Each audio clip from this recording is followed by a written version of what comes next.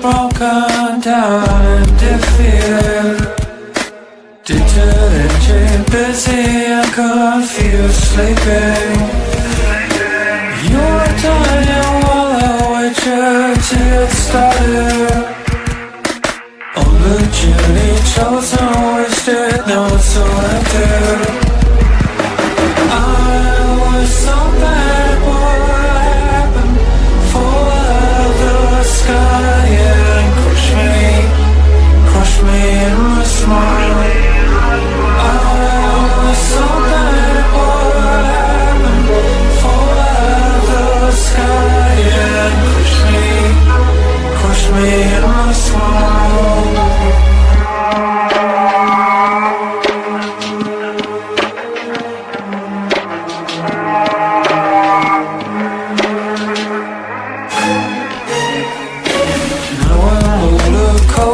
Sober, sad and jaded. Then upcoming, they're broken down and defeated. You are dying while I wait to get started. You are dying while I wait to get started. I was so bad, what happened? Fall out of the sky, yeah. Push me in my smile. I was so bad, what happened? Fall out of the sky and crush me in my smile.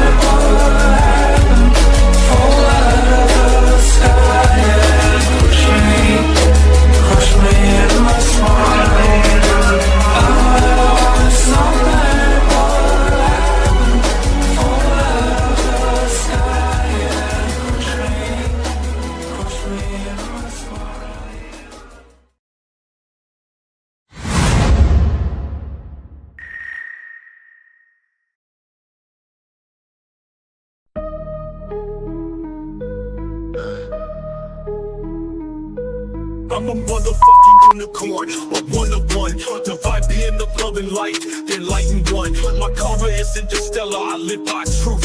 Fighting evil, my scars are living proof. Protecting you from the storms with all my might. Love me, I will treat you right. You ever cross me, it's the last thing you'll ever do. With my crown of thorns, I'll wreck you. I ain't playing, yo, Ryan Hart, call me a saint. Too bad, Chris, because Bigfoot knows my name. I'm a messenger of God, with loyalty I serve. Taking out all evil with his holy word. A true Knights Templar, sword in hand. Slice you up, bury you in the sand. I'm a motherfucking unicorn, you'll never find anyone like me. Born in the Bronx, raised in NYC, so listen up, take heed. I float like a butterfly, sting like a bee. A true Knights Templar, sword in hand. Slice you up, bury you in the sand. I'm a motherfucking unicorn, you'll never find anyone like me. Born in the Bronx, raised in NYC, so listen up, take heed. I float like a butterfly, sting like a bee.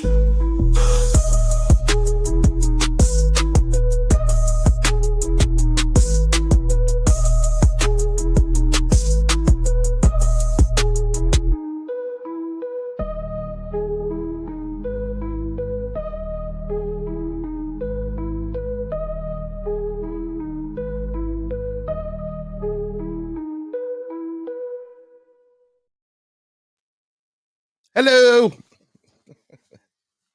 Welcome to the show. This episode's brought to you by diazepam, 5 milligram tablets, and Bucky's Sours. These are great. Only kidding. Welcome to the show. Ladies first, Amanda is there. I know a couple other people are coming in. It started a little late because our guests have their own amazing paranormal network. And that's why we started a little bit late. I know there's a lot of people right now that are feeling bummed out and down, really being attacked. So but before we start, and then I'm going to ask Justin and Erik about this because we're going to get into some of what they do. There's a lot of, there are people that are light workers. And I think a lot of people that you meet in this world that are into the certain subjects are people or spirits or souls from above that somehow like you got together at the party before you said, hey, I'll sign up another tour. Sure, let's come in. And what happened is you then meet them and there's a connection there. Like, when I met John, who's traveling right now, safe travels to John, Straw Dog, just something clicked. I know something clicked with Al Santariga. That's because he thought I was crazy. But no, we're like brothers from a different mother. And it's just the way we are. But light workers right now, the people that are doing good for the world, trying to make it a better place, we're under attack. And it's depressing. It's having an effect on love life, depression, anxiety, stress, everything. Just hang in there for a little bit, and life will get better. But we'll talk about this with these guys because I want to bring them in. And it's been a long time. And as I said, we'll just bring them in. Here's Justin Cancilliere and his Canadian cousin, only joking, Erik. Long time ago when I met Justin and Erik was there, I'm like, oh, because Erik never showed up for any of it. Erik was nowhere to be found. So I was like, is that like your Canadian cousin? Kind of like a Canadian girlfriend. Erik's real. Yep. Yeah, welcome, guys. Welcome to Third Eye Live, where it's brought to you by diazepam tonight. No, heck yeah. But at this point in time, it's crazy. But it's been a while. I mean, Justin came in earlier. These gentlemen started a show called ParaTruth Radio. Mm-hmm. And it was amazing. I mean, like the stuff that they were doing, and they were hitting it from a variety of different angles. We'll get into it, and we'll have you do the bio thing so everybody knows who you are. And then everybody disappeared. Right? So Amanda, Crazy Life Channel, is saying, hi, Erik and Justin. But it's Erik with a K, Amanda. Yes, with a K. I learned that the hard way. I'll let it slide this time. Erik, Justin. That's how Al would say it. Erik, Justin. Yeah, with a K. Trust me, I get the same thing because a lot of people will spell it with a C, but just like Bryan, they spell it with an I, and I'm like, no, why? Because I like you. What the fucking why? No. That's why, like, when my kids even know it. When we go someplace, like, you order something, like we go to this place called BurgerFi. I don't know. It's a fast food chain, but it's pretty good. It's not like your normal crap. And they're like, okay, what name for the order? And I go, Bigfoot. They all know it. Bigfoot. And everybody knows me in Southern Florida as Bigfoot. Either that or McLovin. And that's a totally different story. But hey, Kurt, welcome to the broadcast. Yes. Look at this. We're gonna throw some in there. Yes. Erik and Justin, hope they're having a good day so far. He must so be far. Canadian. So far, so good. So far, so good. Yes. So before we get all crazy and whatever's going on, Justin and Erik, please take your time. Whoever wants to go first, just give a little brief bio of who you are and how you know each other, and then how you got involved in all this, so everybody can tell. Justin, take it away. All right. I'm sure you're tired of talking since you just got off of a recording. Well, this asshole over there is my cousin Erik. We grew up together. I'm about 5-ish years older than he is. Actually, he's 30 years older. And sometimes I act 30 years younger than you, so it just depends on my mood. But we kind of connected after I moved back from Florida. He actually came to help me after my divorce, and we have both had these paranormal backgrounds. I grew up in a house where it was just really open, talking and all that, and as a young kid, I got a Ouija board. I had tarot cards. And that's kind of how my paranormal experience got started. Not that I never didn't believe in it, but it was that kind of vaulted me forward. And he and I would sit around campfire and talk paranormal after watching Supernatural, watching Ghost Hunters. And the one day I'm like, Erik, there's got to be like an online radio or something we can do a show on. And did some Googling, even though Google was in its infancy at that point. And Google, what's that?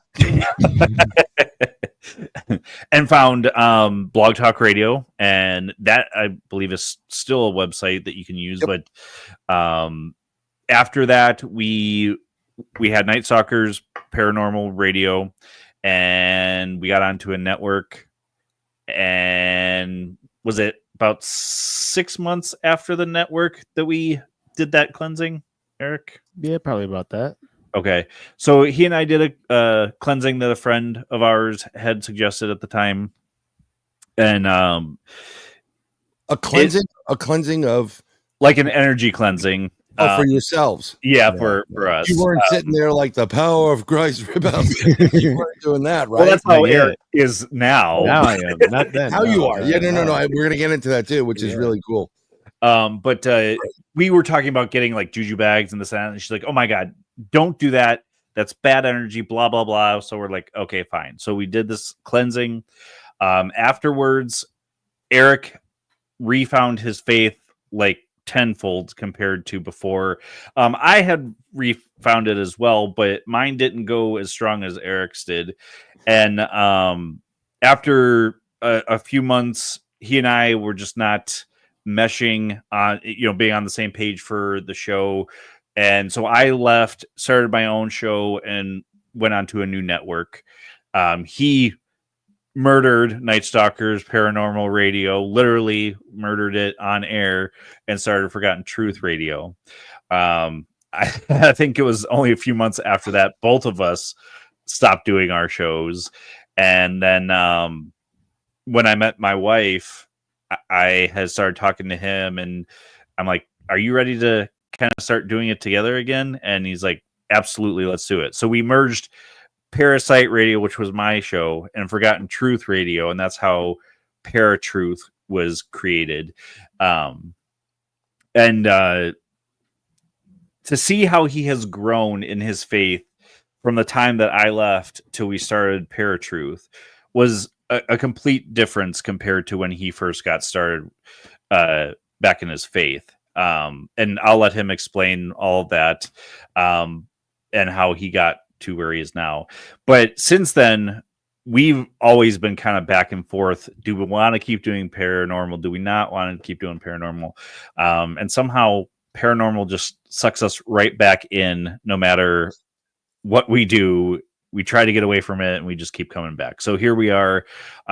We joined United Public Radio Network, and it's been so much encouragement on our end, because we have been getting so much more listenership than we would be by ourselves.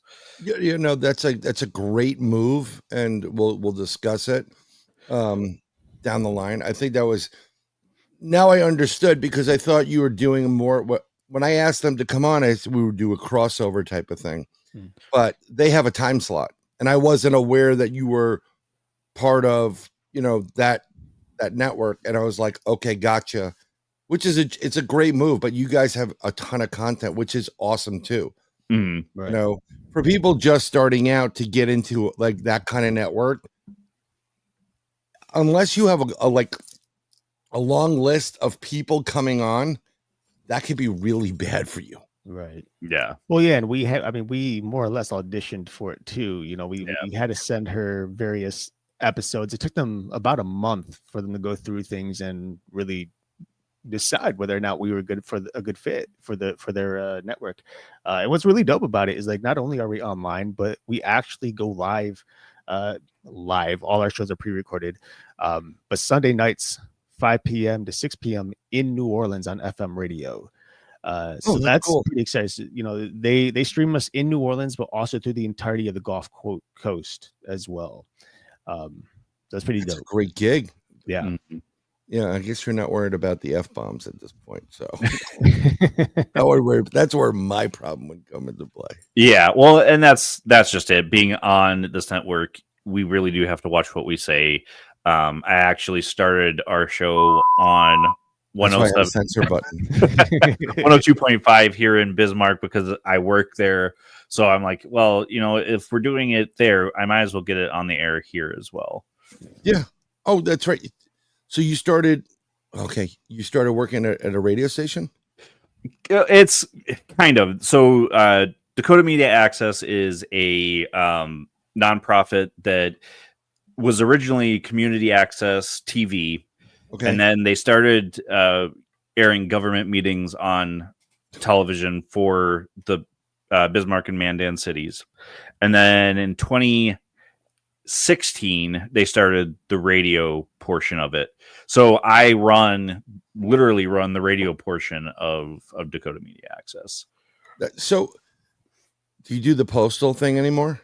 No, I retired there. Yep. In 2020, the end of 2023. Yeah. Al Santariga from whatever the hell they call him. They call him well, I'm just going to be good, Al. I'm sorry. He does a lot of interviews. He's like, I'm retired. I'm like, no, you're not. He retired from the post office. And I know a lot of people just retiring from real things and just starting to do things that are, I don't know. I don't know if it's like creative or something different. So something a little more freeing, I think. Well, you know what? I mean, like last time I checked, Erik, you were doing stuff with movies or TV or production. You're still doing production work, which is great. There's your in, Justin. Para fans only pages. We're not going to go there. That's the next website. That is the next website. I do not want to see my page. We don't either. Yeah, nobody does. The dog's like, but you both have always been creative. Because I did covers for your books, Justin, for the most part. You were always being creative. This is what I loved about when I met you guys to begin with. Like, yes, people that get it, they're creative, they're curious, and they get involved in it. But I really did dig the fact that Erik went, I don't know if it's born again or just found your faith. It's born again. And you know what? That is, I'm not trying to, ostracize you, Justin. Put you on the spigot like Jacques Delume. No, I'm not going to do that because that's why the Friday the 13th. I'm a Knights Templar. See, I'm a Knights Templar through an organization, but I actually I don't follow the allegory of that. I follow what they were. And a lot of them was do the right thing, protect God, it's a totally different ballpark. It's kind of like that Indiana Jones crap when the guy rips his shirt open and reveals, like, they're there to protect, the cup of Christ, if you would, or whatever. And that whole, like, what he was teaching. So I love that fact. And it works out great because you get a double perspective on, like the paranormal side of it. Right. 100%. Yeah. So I didn't mean to interrupt with that, but continue on, sir. Well, that was it for me. So Erik, go ahead. Erik's turn. My turn. Well, first and foremost, let me just say, a little while back there, Justin said that I want to make it very clear. He left because he couldn't put up with some of the things I was doing for our podcast. Right. And then he came back. So I just want to make that clear. He left and came back. I always come back, Erik. You know that. Sometimes I ask Virgo's right again. Why? So anyway, yeah, my story. So the house I grew up in is the one I'm living in currently.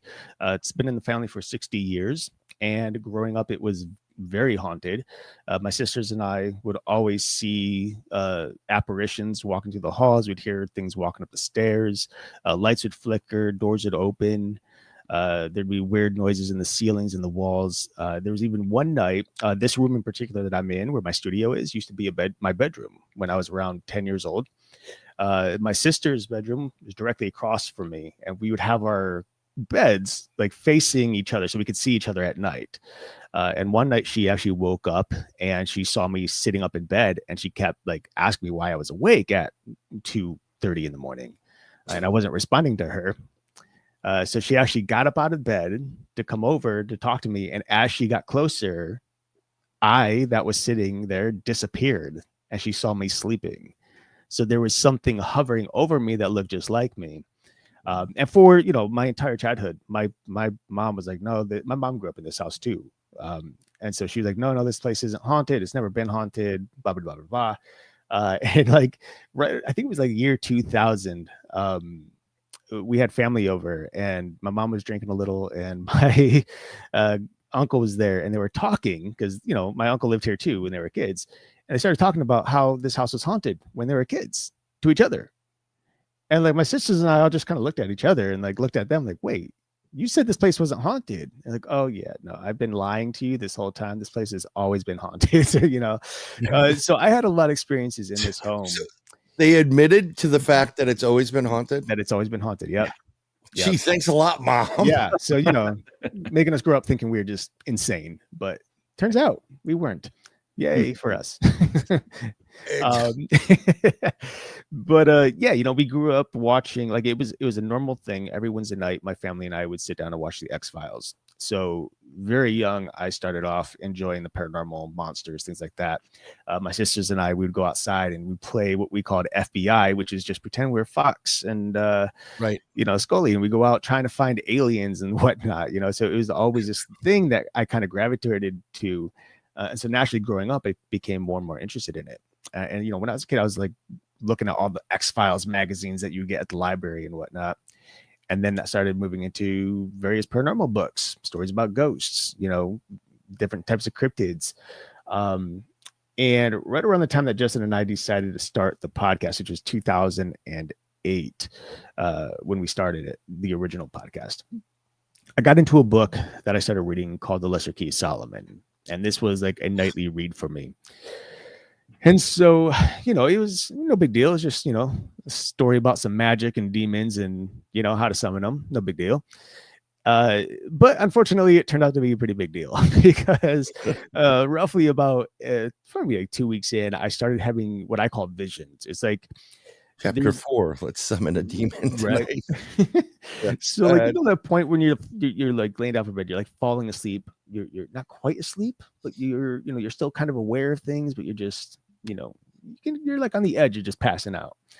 I would have this vision, and this first one that I had was just this man's face. It was elongated, pale, had like just deep sockets with white eyes and stringy hair and these tentacles coming out of his face. And it like spooked me. Like I jumped up and like that was weird. All right. And so for the next 2 weeks, I had visions like this, various types. Sometimes it was an entity like that. Sometimes it was a monster or some other horrifying thing. Anyway, these turned into nightmares. These nightmares started turning into night terrors. And these are like things like when I say nightmares, this is like I'm in hell. One of my dreams is like I'm in hell. My sisters are there. And the only way to save them is to take a knife and cut my own guts out. And so in my dream, I'm sitting there ripping my organs out and putting them to the side, in order to save them. Anyway, things started getting really dark, and all of a sudden shadows started showing up in my house. I started waking up at 3 a.m. on the regular. There'd be an entity or something sitting on my bed. It would touch my hair. It would whisper to me.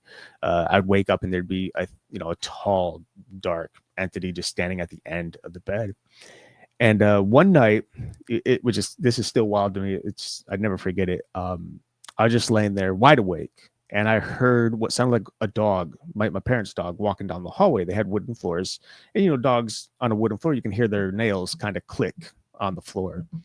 And so I heard it, and I was like, okay, well, I'm just gonna lean over and see if I can figure out which dog it is. And there's a nightlight. My door is shut, and there's a nightlight on the wall across my my door here, so I can see if there was a shadow. But the dog never passed. The claw marks, the noises stopped right at my door, and I was like, "Huh, that's weird." And then all of a sudden, there's this just deep growl, and like this wind that blows in my face, like right at the side of my bed, and like I jumped way back, right? Because I was like, "What the actual heck was that?" Right? Right. And then from there on, just more entities. I was one night, not even night, it was around 3 or 4 p.m. after work. I was drinking a protein shake, and I looked down the hall, and there's this 7-foot tall entity just standing there, just a black mask that was kind of distorted. He had a head, shoulders, one arm, a portion of legs, and it just turned around and walked down the hallway. And it took me a moment, like, what the heck what did I just see? I called for my mom because I'm living with my parents. And She responds, but she's in the basement, and she's the only one home other than myself. So I go down that hall to find whatever it was or whoever it was, and there's nothing there. But, occasionally there'd be voices when I'm there by myself coming from the back room, full conversations. I go to see who's there, and there's nobody there. Anyway, this stuff started getting really dark, started weighing on me. I started getting really depressed, seeing these entities every night and the night terrors and all the things that I was witnessing. And so that's when the cleansing that Justin brought up came into play. It was actually a meditation. It was like at the time, it was a disc that we had that you pop into a CD player. What's that? You're right. So we did this meditation, and I kid you not, like I was just like cross-legged on the floor, and I went to lean back, and I could not lean back. There was literally an angel sitting behind me, his back up against mine, and preventing me from falling over. And then to my left, I saw another angel, which was had these huge black wings fighting these dark black entities. I didn't know what it was. I didn't understand it at the time. But part of this meditation was we go outside for the cleansing, and we take a piece of paper. We write down all the negative things on our hearts at the time. We sit down in the grass, and we just barefoot, mind you, and we just kind of release all this energy. We say everything on the list and release it into the ground. Now, it was pouring rain this night. It was September of 2008 or 2000. I think it was 2009, actually. September 2009. Yeah. And, pouring rain, cloudy. It was pitch black outside. I'm sitting under this tree. I'm naming off all these things that have been negative to me, right? And instead of pushing it into the ground like I was supposed to, for some reason, I said, Lord, I place this at your feet, and I ask you to return it as white light. And I got this, this deep feeling of excitement, which nowadays I know is joy in my chest, right? And it just radiated out. And all of a sudden the rain stopped and the clouds parted. And there's this just bright full moon shining down on me, and it to me it just looks so bright white, like I'd never seen before. It's like this symbolic moment of God returning this light to me, and I had no idea what it meant. But I posted something on Facebook about it, and a friend of my sister's reached out and said, "You know who that is? That's Jesus, and I want you to join me at church next week if you're up for it." And I was like, "Okay." And so since then, born again. I even go ahead. No. There's so much to unpack here. Again, this episode is brought to you by Diazepam 5 milligrams.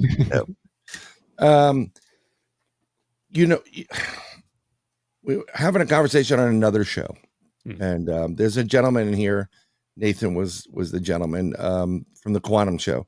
He's a great guy. You really may want to look into him, having him on. But his subject matter is really, really intense and deep.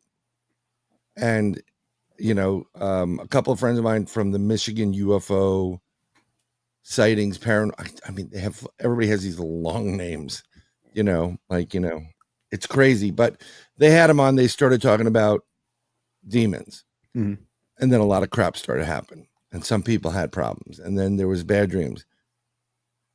Ever since I've been involved in paranormal, I don't do demons. Yep, there's Nathan right there from the Glutton Show. Really, really knowledgeable guy. But I literally for that show, and I told Michelle and Wayne, who are the operators of that out of Michigan, I said, if you're going to deal with certain subject matter, you better start putting a prayer up beforehand. And I literally reposted the Holy Michael the Archangel, venison battle, your protection against the wickedness, snares of the devil. May God rebuke whom we humbly pray. Do thou, O Prince of the heavenly hosts, by the power of God, thrust into hell Satan and all the evil spirits prowl through the world, seeking the ruin of souls. Amen and amen. I say that, and I'm going to say, I say certain prayers religiously. I was born into a religion. I don't subscribe to an organized religion. I'm very spiritual. I have a connection. It's really great when you get some of these people. Well, don't you want to talk about your personal relationship with God? I'm like, I have him. I have it. And I mean, like, I literally understand where you were coming from. God is everywhere. I don't want this to be like this, like, welcome to the Third Eye Live religious show. You got to understand something. There's a lot of evil in this, on this planet, that has been here long before God said, let there be light. It's not a joke. And there are a variety of different whatever here. And they just love us humans, and they love our souls. Mm-hmm. And people start messing around with stuff, Justin Cancilliere, with, freaking those goddamn Ouija boards. Sorry, Lord. Oh, I wasn't the only one. Eric No. It's a natural thing. People are like, "Who? Let's call, whatever." But you don't know who you're talking to, right? Okay. I mean, even being a paranormal investigator, we don't know who we're talking to. No, you don't. You have no clue. There's not like that. There's no real ID for like. Right. That's right. I was kicked out of heaven. That look, there's horns on mine, gold horns. They don't have that. And then what you're doing is you're risking playing around and open up with stuff.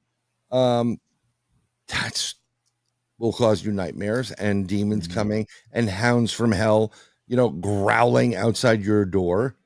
Because as soon as you said that, okay, I'm going to tell you how I operate. I resisted it for a while. I used to call myself a remote viewer, and I am a remote viewer.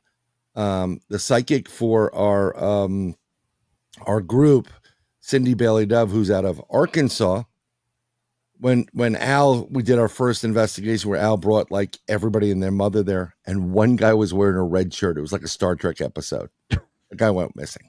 And he went off by himself. It was atypical. Like, that guy's dead. Fred's dead. He's wearing a red shirt.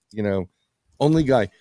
She said that I had abilities, and I said, well, let me explore it. And I don't want to open up a Pandora's box, and it is a Pandora's box.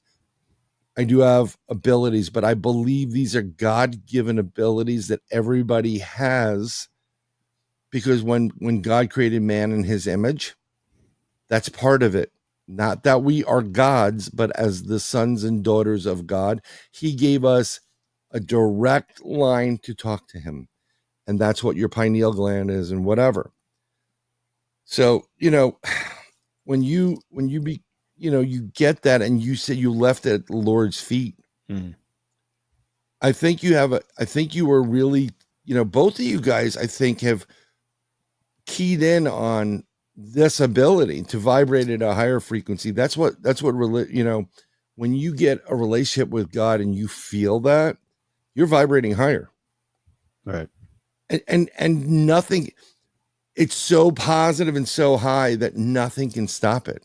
You can't, that is if evil had a problem, like, he's vibrating now. And that's the truth. That's what you did. And you just did it. You accepted God for who, I give it to God. Your friend put in Jesus. See, I separate Jesus and God. So that's just me personally. But other people believe Jesus is God. I'm not going to argue with you. Believe what you want. But please, I'm begging people, take God into your world. Even a little bit. Just give him a little bit.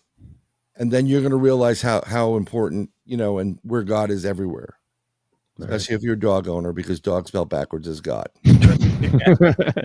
Think about, hold on, I'm going to throw that at you. What do dogs give you? Total unconditional love. And anytime I was in religious school, and I got kicked out of 2 of them, and one of them was worth every minute of it, me and Gregory had a great time. We just did stupid things. They always said, God is unconditional love. And when you're a kid, you're like, what? Go over your head. A dog will love you. And this is no disrespect to cats. Cats are more like Lilith, but we'll get into that later. I'm going to get in so much trouble with the cat people. But because Lilith is like, I had enough of you, Adam. I'm out. You mean God was like, yeah, she was trouble.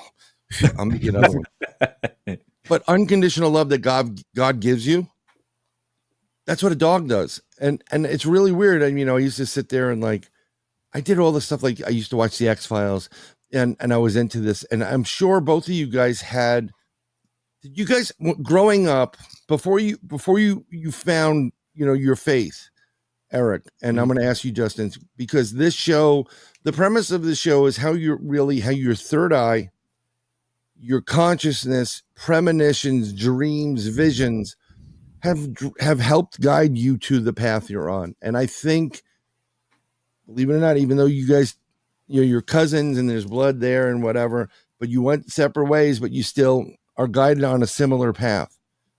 Right. Do you think that this is something that was preordained for both of you to be doing? Ooh, I mean, that's a tough thing to answer, I mean, that just comes to assumption, really. Right.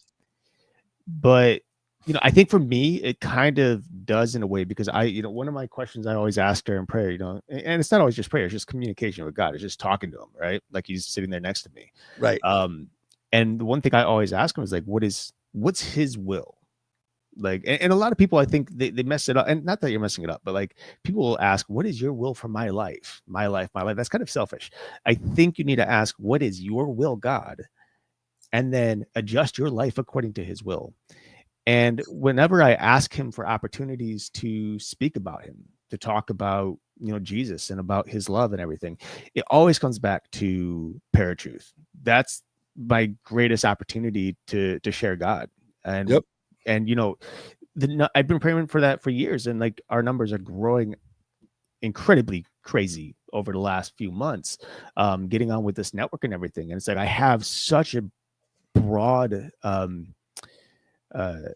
platform to reach people around the world, with what I believe is the truth. And it doesn't happen every week. It's not like, I can always talk about Jesus when we're talking about Bigfoot, right? It doesn't always work that way, but I get opportunities. And I do feel like for me, the podcast is kind of that place, and I always hear, I'm like, Lord, where can you send me? What do you want me to do? He's like, you're good. Where you're at is where I want you for now. Just keep doing it. It's a platform, and you're reaching a lot more people. There's a lot of people that I'm not getting into it. A lot of people are like, oh, Bigfoot of the Nephilim. Hold up. No, I don't believe so personally. I believe that they're its own species, but we're not going to get into that. A lot of the people on the really, really, really far right, it doesn't matter what religion you are, and will take it to an extreme. And it's like, back up a little bit. God gave us a certain ability to, I'm getting told I'm going to give people seizures with the lights. Well, I hope you enjoyed the show then. I'll just put in a lab instead. Is that better for you? Because I can put whatever I want in there. I may put Al in as a baby in diapers, but we'll figure that one out in a second. It's a great platform for you to speak of it, because you're speaking of it as someone who has experienced something that pulled you towards God. Mm-hmm. And then, and now your relationship with the Lord, it's a lot more intense.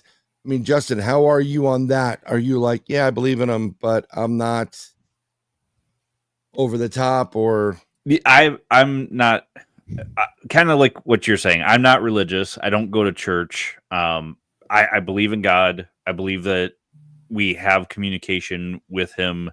But I don't subscribe to one specific religion because I don't think that any one specific religion has the whole story.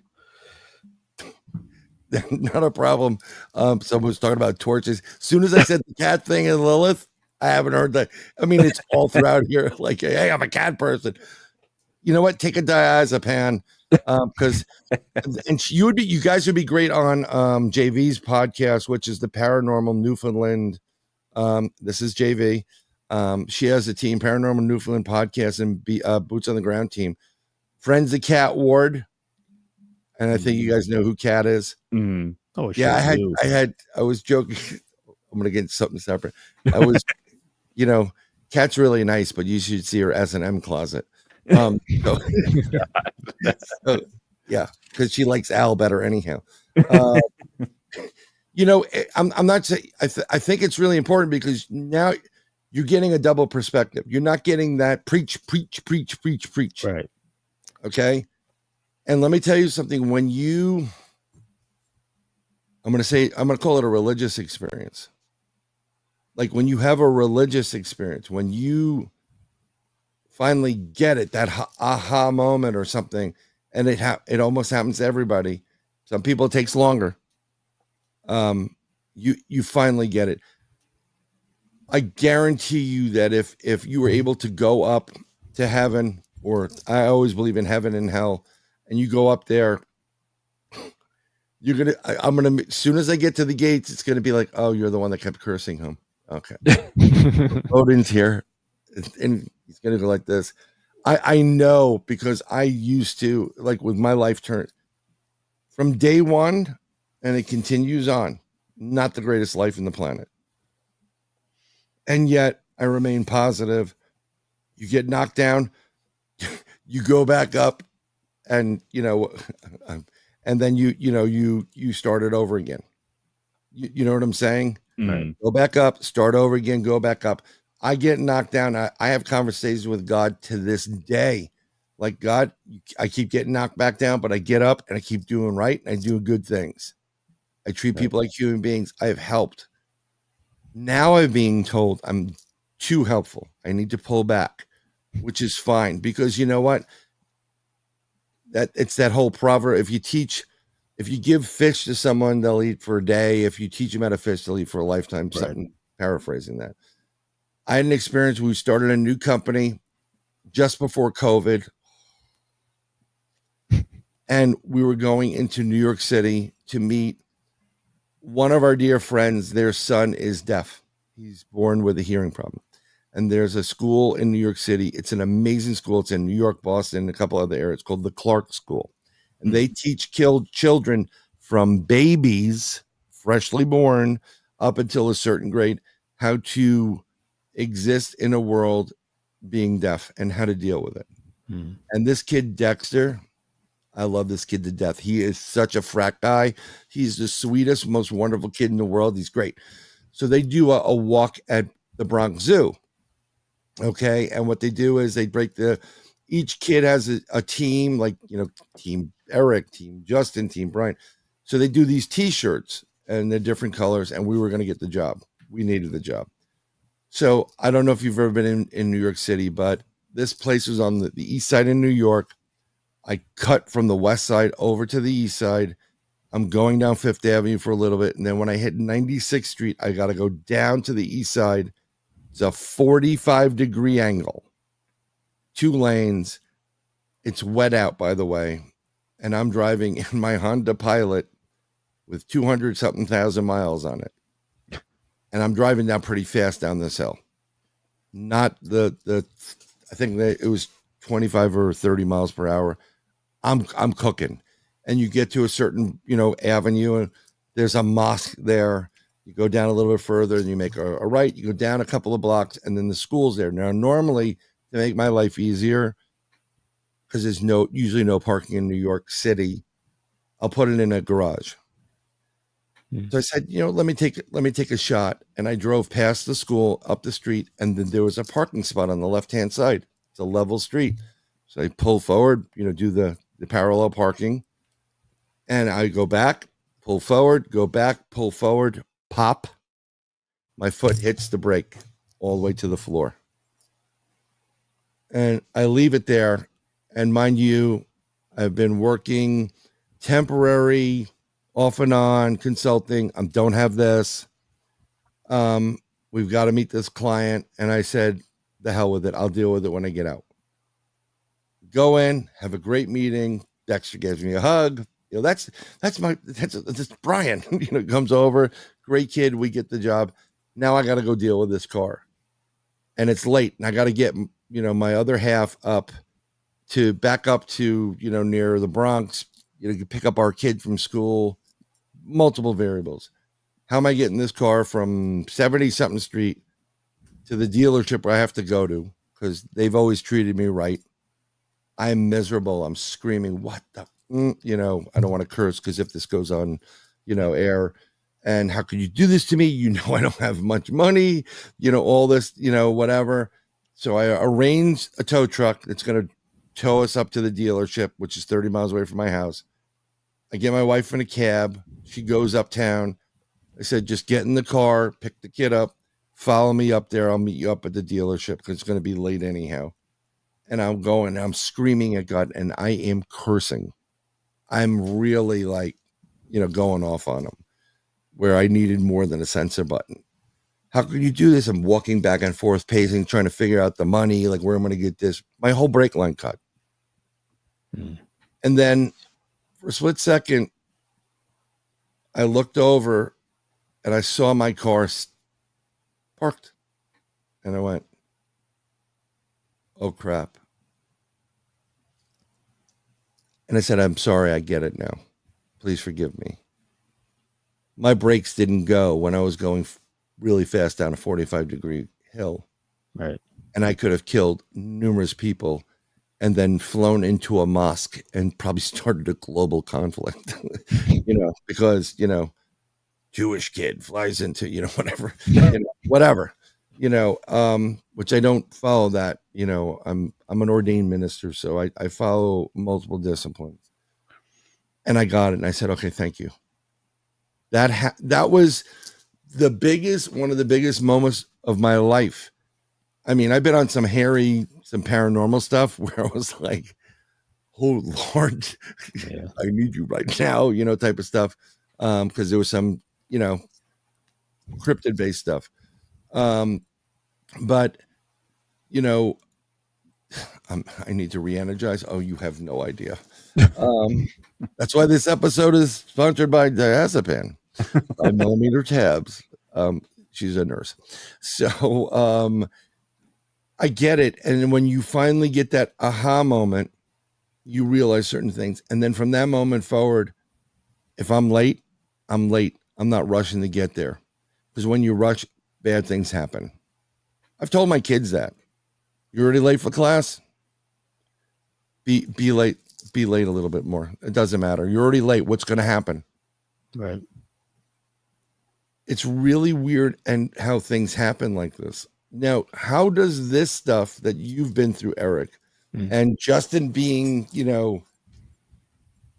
not as on that side, but multiple disciplines, how does it help you or affect what you do with ParaTruth Reborn? I mean, like you said earlier, it allows us to offer two sides, often more than two sides, multifaceted sides of a certain topic, and I always, at least almost always, come to every topic with a Christian worldview, Oh, yeah. It's a biblical worldview. And Justin will at times oppose me on things, and it allows a little bit of a discussion. And I'll say, often it ends up with, well, you're right, I'm right, or you're wrong, I'm wrong. Who knows? We'll just leave it up to the audience to decide, right?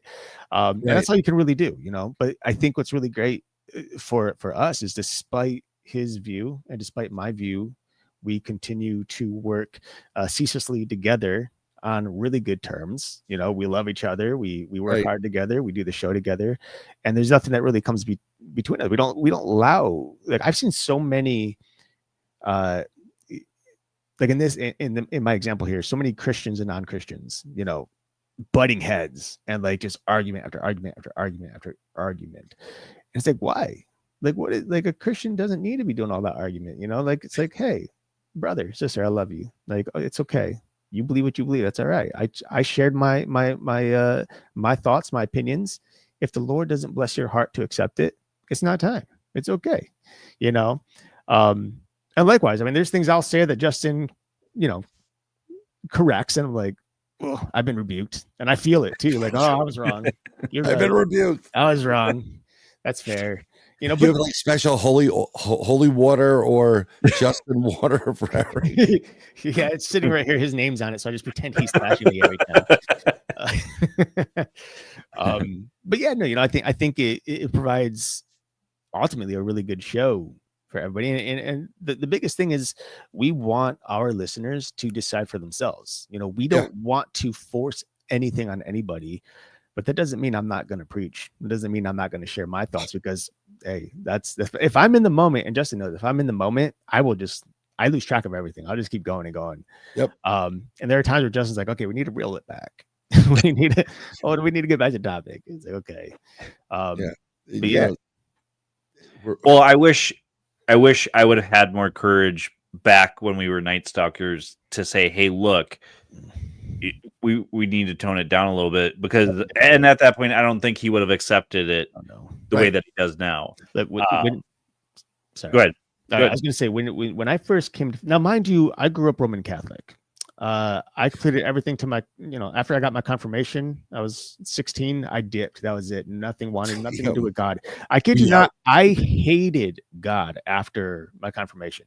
Like, if there was any like video games or movies or whatever, I always rooted for the evil, the devil, this, that, you know, I was all for the dark side.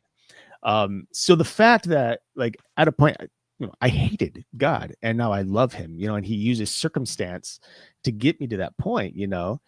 And it's an incredible story to me that I don't share with everybody. It's like, it's for me. A lot of the things that lead us to Christ is primarily for us to help encourage us to move forward. And yes, it can be a story that lead other people to help others as well. But when I became saved in 2009, I was super excited, zealous, if you will, and prideful because of my new faith. And so I was not afraid to knock people down for being below me, is what I believed at the time. Mm-hmm. Mediums, psychics, witches, it didn't matter. I was going to pull my knife and cut everybody. And that is what ultimately led to the split between Justin and I. But it's also what led me to Forgotten Truth Radio. And that was an extremely eye-opening experience that allowed me to reel back and learn about my pride and my mistakes and how I need to regulate the things I say and become a friend of everybody and love everybody rather than just Jesus bash them. And so Forgotten Truth Radio was a podcast that strictly shared two versions of every story. So if I talked about like witchcraft, I would equally talk about the Christian faith and how they relate, how they are different, you know, so on and so forth. If it was Satanism or whatever. And over the course of like 6 months, like my listeners were strictly Wiccan. They were warlocks. There were a couple Satanists, things like that. And some people butted heads with me, but by the time the 6 months were done, like, I had true friends in these other people who are completely different from me, who have a completely different worldview. And it was at the point where when people would come in, like new viewers who were practitioners of some sort, like one day I was talking about God and I was kind of preaching against witchcraft. And this dude said, well, you know, I bet you'd be really scared if I throw a black curse on you. In fact, I think I'm going to do that, you know? And he starts like just hit me with all these curses, like trying to freak me out. And I had a Wiccan friend, her name was Kat. She immediately jumped in. I was like, "Whoa, hold on. This is our people." Like, and this dude knew who Kat was. She was Wiccan, and he's like, "This is a Christian man that we love. We enjoy hearing from him. We have conversations. We can chat about this stuff without arguing, you know, without him cutting us down." Was you think there was any? I'm going to use a. You think there was any conversions done in that show? I have no idea. Or because we have a question first, which is interesting because we're going to get into this as well. But from JV, Erik and Justin, great chat. Thanks for that. Do you use prayer at your investigations when you were investigating? Yeah, 100%. I often do prayer before, and then depending on what I'm feeling or who I think I'm talking to, I'll pray. Now, Justin, did you both do Dahmer's house or just you? Yeah, we both did. Okay. And you gotta explain it to the audience. Was that before you found your faith, Erik? No, this was after all of that. And when we first started and we were doing investigations, actually, no, we didn't necessarily pray before an investigation. We kind of just did our own thing, not really anything specific, I don't think. But when we had done that cleansing and Erik had come back to his faith, we integrated a little bit of everything. A prayer, we would talk about surrounding us with white light, not necessarily in a prayer, but separately, and use sage or crystals to kind of fortify stuff too. And then I want to say we did do our group, because we were paired with another group, did a prayer for everybody. Erik led it, of course, because I'm not good at praying at all. But after that, he always had a prayer beforehand, and I was all for it because any type of protection you can put onto yourself going into an investigation, whether it's Jeffrey Dahmer's house or a bar down the street or a bowling alley, which we've done all of those. Right. You have to protect yourself in one way or another. 100%. I will say though, like when it comes to like investigations or like areas where maybe there's a dark entity potentially, I don't always pray. Being a born again Christian man who believes in the power of the Holy Spirit, who dwells within me, I don't have to do much. I can walk into a place and I'm fully protected. There is a legion of angels ready to fight battles for me if need be. And if that isn't enough, Jesus himself is happy to step in. But the prayer is still a show of faith, for myself. Like, Lord, I am calling upon you directly here, for added protection. So before you get, was the Dahmer investigation prior to or post your show with the Wiccans and the that was post. It was posted. Yeah. Okay, so you have Erik has this sea of individuals that they all kind of been able to like put their BS aside and we agree not to agree, but we respect everybody's belief system. Right.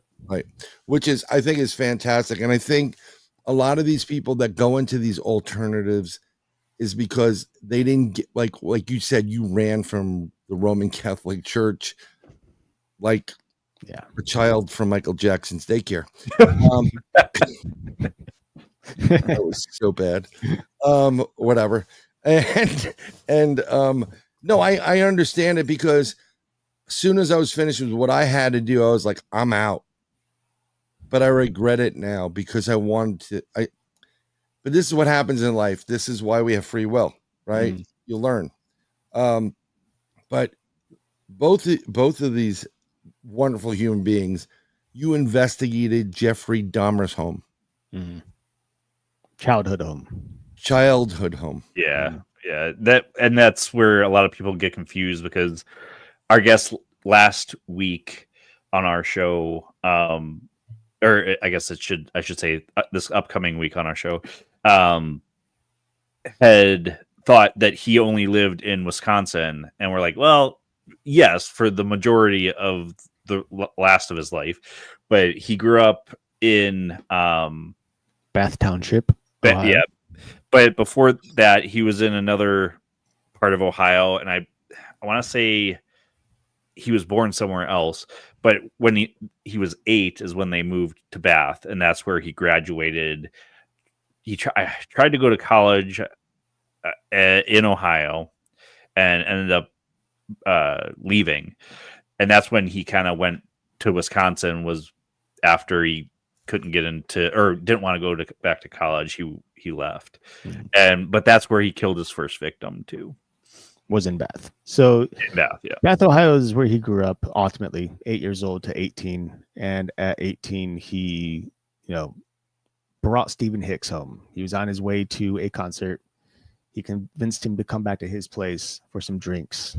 And when he was flirting with him, hoping he would get a little something extra out of providing him beers and stuff, the guy started talking about girls. And this kind of really upsetted Dahmer, because he was hoping this man was gay.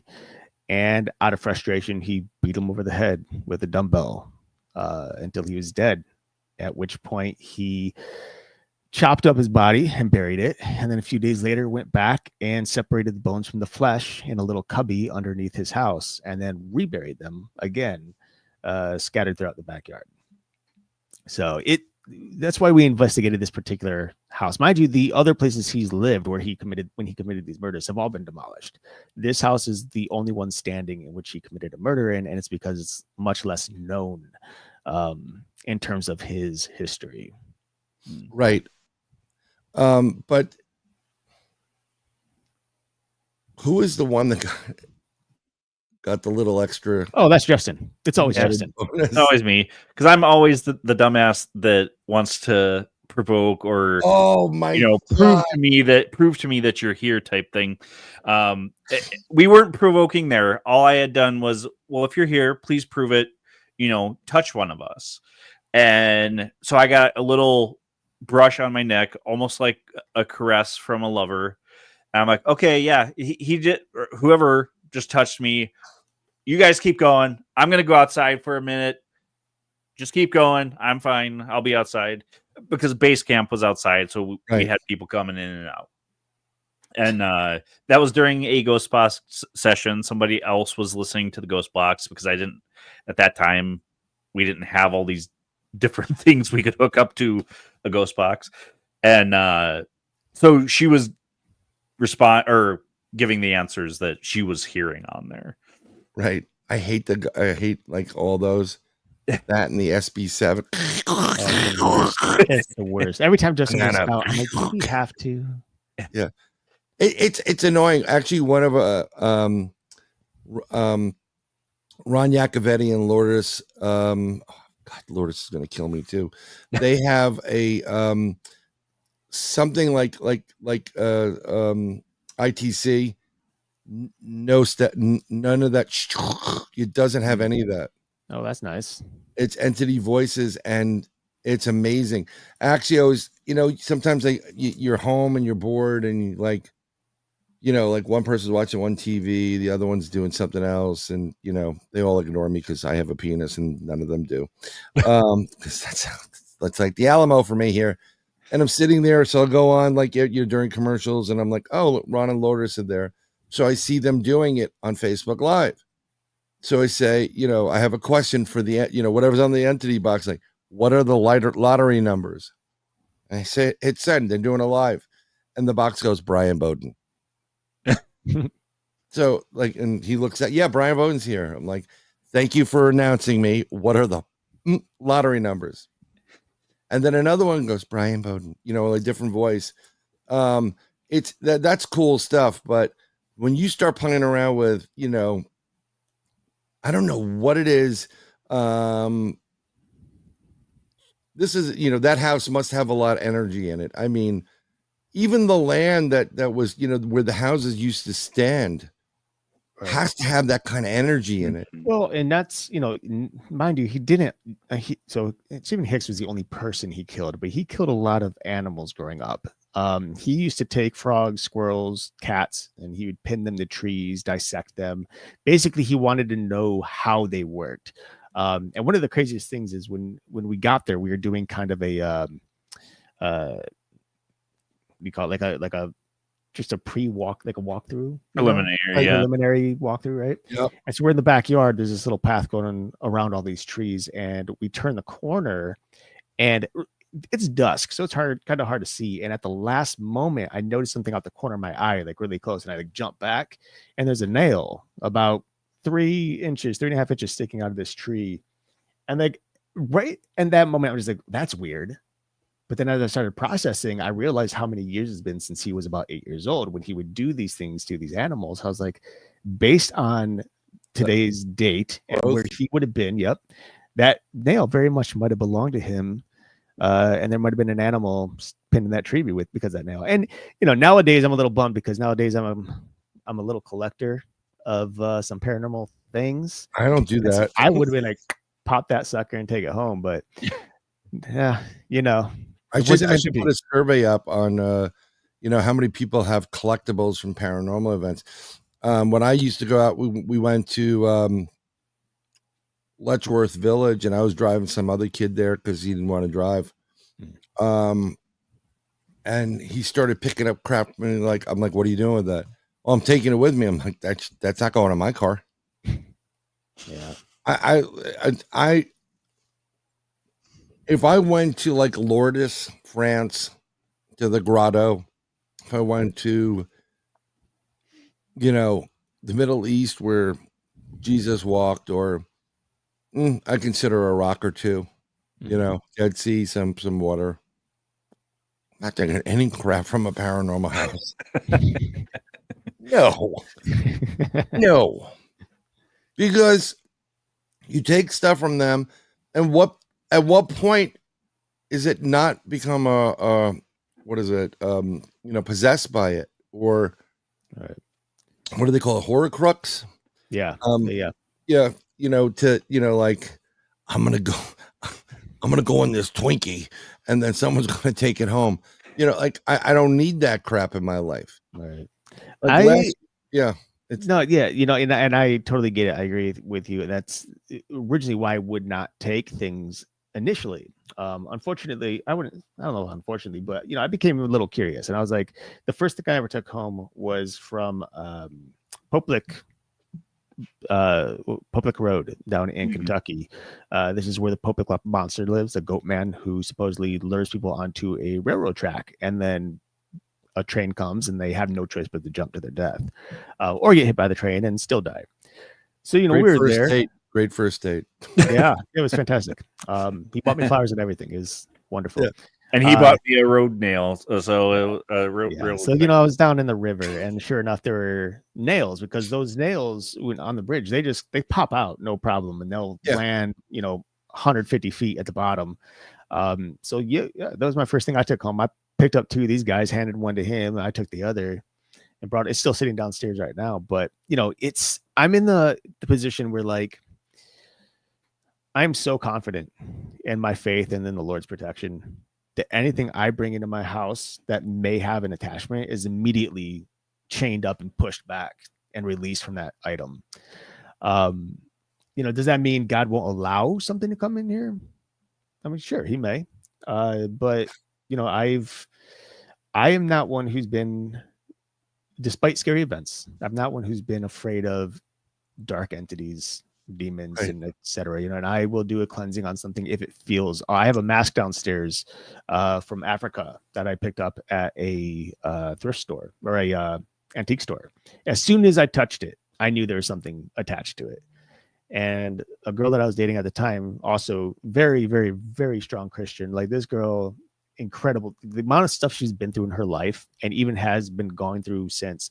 The smile that is always on her face because of the joy of the Lord is just crazy. You would never know that there was stuff going on. But she didn't believe me. I told her that there's something with this. I don't know if I should get it, but I'm just also one of those people who's naturally drawn to dark entities, the dark things, for some reason. I can't explain it. But this is so supernatural. It's beyond belief between you two. Like seriously, the Winchesters. It really is. It's like you're like Sam going out there, like, hey, look at this iron mask. I'm like, don't touch it, dude. You know, it Right. goes on you.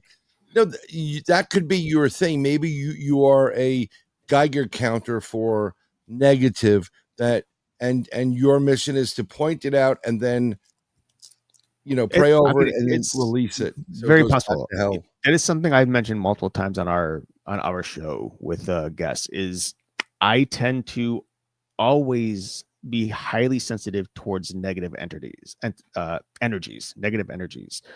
Positive energies, I sometimes, unless it's Jesus, you know, I might not know it. I may not even recognize it, but I can drive down a street, I can walk past a house, I can walk past an item, and as soon as I like, it just radiates. I get this splitting headache, my chest gets tight, and I'm like immediately drawn to what that negative thing is. I'm like, there's bad mojo in there. There's some energy or entity.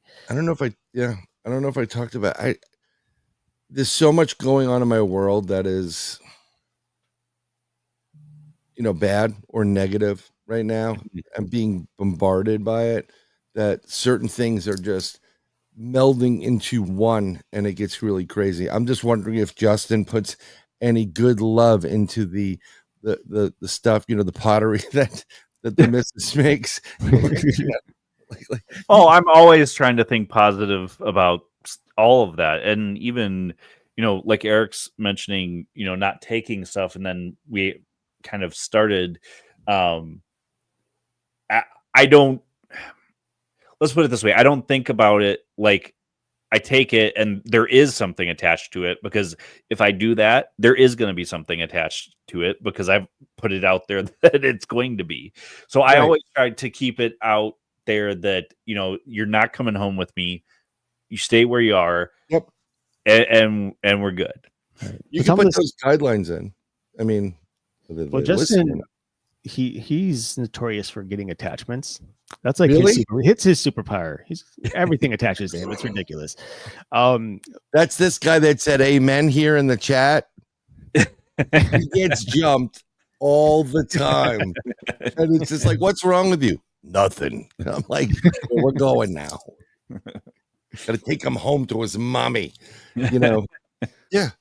But as long as you recognize that, and then you can rebuke that kind of stuff. So it works out really, really well, right? I mean, it does work out well. Something strange. And again, I don't know what show it was on, but last year was rough. Oh, there was so much craziness going on. Cisco, who's in here of Journey Through the Gate Paranormal Portal podcast, she's amazing. She was feeling it. I got calls from, you know, from a friend of ours in Canada, not Kat, but another friend who was, you know, whatever. You were under attack. We're under attack. And let me tell you something. We were under attack. What's going on, Rob? Welcome to the show. And I, at one point in time, I literally felt evil. I don't know how to better describe it, as like satanic, dark, devil, evil. My email ended in 666. There was 666 on my odometer. There was just like this heaviness. My car broke down. I literally felt like I was being bombarded and attacked. And there was one time where I got contacted out of the blue by someone from the Middle East whose name was a star. And I don't even remember contacting this person, because a lot of times when you the way I do things, like when you were on TikTok and you see something that triggers or whatever, you follow them and you may message them like great video or something like, I don't remember how it would have. And I get that all the time. If I want to get the video, I'll just, because there's no like save. You can't just save it, and bookmarking is whatever. So you follow the person. Sometimes you read, hey, great video, a lot of information, whatever it is. So I'm being bombarded. I feel this like negative energy, like there's evil everywhere. And I get a message from on TikTok from a star, and it's a Muslim guy, and he does not look friendly. Now I have friends that are Muslims. I had friends in you know, all over Saudi Arabia, Yemen, Gaza, living in Israel, everybody. I mean, like, I have a diversified friend group. And the minute I opened this up and I saw it was just a star. The first thing I saw was the Howling Man episode of The Twilight Zone, where the guy releases the devil and the man transforms from this innocent guy with a beard mustache into what the devil looked like. Pointier beard, no horns, whatever, but he looked like that. And I'm like, this is the devil. And eventually he threatened to cut my head off. That's a totally different subject, right? So whatever. So who he's a star. What is, Lucifer, the morning star? You understand? Okay. Are we getting the connections here? Right. Yeah. So I'm like, this is a little bit crazy. I went up on my praying, heavily praying. I come inside and I watch the movie Running Scared. It's an old movie with Gregory Hines and Billy Crystal. It's a classic. It is fucking hysterical. Oh, sorry about that. There we go. I don't want to get beeped out. And there's a scene where it's Billy Crystal, Gregory Hines, is two undercover cops with their criminal that they're trying to get to the third party. It takes place in Chicago. And I'm watching this at night. It was on. I'm like, oh, this is great. And the scene is the camera comes down. It says Jesus saves. It says Jesus saves on a cross in the street in Chicago. I've never been there. Pulls back. And when it pulls back, it goes a little bit tighter on the three characters walking across the street underneath the 666 lounge. And I'm like, oh, no way. So I rewind it. I'm like, okay. It's everywhere at this point. I said, you know what? I need a break. I went out and I don't do treats. But in my I'm in Florida now. So I drove out of my complex, like a half a mile, whatever it is, to the corner. And there's a racetrack gas station, 10:30 at night. Pull in, backing up. I took a break. I just want to, I want to get like a Diet Fanta or Fanta Zero, and it's some kind of treat. And as I'm walking there, I see this black man wearing a red polo shirt and sunglasses at night. And my spidey senses start kicking in. Just like Erik, when you said you touch things and this guy goes, can I get to the bright line down this way? And I said, yeah, if you walk down that road, if you go down that road, you'll get to it. Oh, I can walk it. And I said, no, you can't walk it. You need to take like an Uber or a bus or something. And he's smiling and he's waiting. He wants me to volunteer for him. And I'm looking at this guy and I'm keeping a decent distance. And I'm like, I'm not talking to a human being at this point.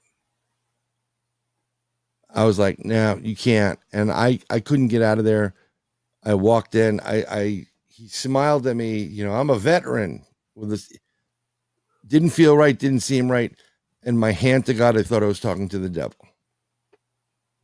And I'm not kidding when I say that. So that's what's going through my mind. And I'm like, okay, and we got Kitty here. Hi, Kitty. Thank God she wasn't here for the earlier comment. I'm only kidding. So I go in, I get a Fanta Zero 20 ounce and a Twinkie, which I haven't had for forever. Go to the register, I pay for it. Trying to figure out, I don't want to get out. I don't want to go out. I want to get from that exit to my car as quick as possible. I don't want to deal with this guy anymore. The total on the receipt was $6.66. Jeez. And I'm like, so when you said you picked it up and you felt like, yeah, there's something on it, I knew something was up there. And I just started with, I have a series of prayers that I've sent to numerous people that are under attack or feel they're being attacked. Breaking curses, ritual removal. It's by the Warriors of St. Michael. Mm-hmm. But one of my favorite prayers, it doesn't matter what Well, it does what religious group you are, whether Judeo or Christian, is the Holy St. Michael prayer. And then again, Erik's going to be praying to, right to Jesus right there. But I've definitely prayed to, Holy St. Michael. Mm-hmm. Angel, don't start anything in this show, please. Thank you. We're not starting a race war here. I have people of multiple color in my family. We're good. So this is just crazy. But so on the other side of the coin, I remember when you were doing ParaTruth Radio, which is that was the start. Yeah. Right. And one of the things these guys did that I loved wholeheartedly, because they do all these videos, and you can catch them if you look at the scroller down on the bottom. It will give you a link to ParaTruth and the website, and then you can catch them Apple, Spotify. If you're in New Orleans, you can listen to it on the radio, and that's always great. I didn't mean to put Justin's name first. It's just it happens. I always do. You know what? So, I was called to be humble, so here we are. That must be why I do it. Second place. Last. No, it's just I don't know. It's just you're last, you'll be first. Yeah, it's all good. But one of the things they did, and I always ask them the same thing, they did this like ParaTruth cocktail hour or make your own it was Paramixology. It was so freaking good that I don't know how it's going to play out on. It won't play out really well on any type of terrestrial radio. No, it would probably just be extra content we put on our YouTube channel or something. Yeah. I should have played those numbers. Yeah. Give me a break. And although the total number is a 9, and I don't want to get into that either. It becomes 18, and then which is it's depending on what religion, that's high. That's good. That's a good luck number, and it's a 9. But it was just a bizarre night. So what is difference about the Reborn versus what was ParaTruth Radio? Oh, it's still pretty much the same. The Reborn was basically ParaTruth coming back.